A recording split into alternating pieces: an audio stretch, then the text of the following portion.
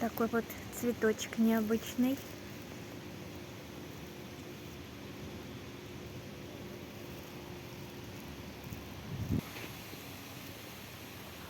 Вот такая маленькая, но урожайная яблонька.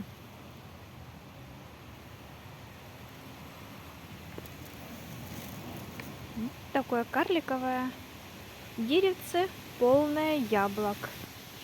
Розочка темно-оранжевая. А это вот красная роза.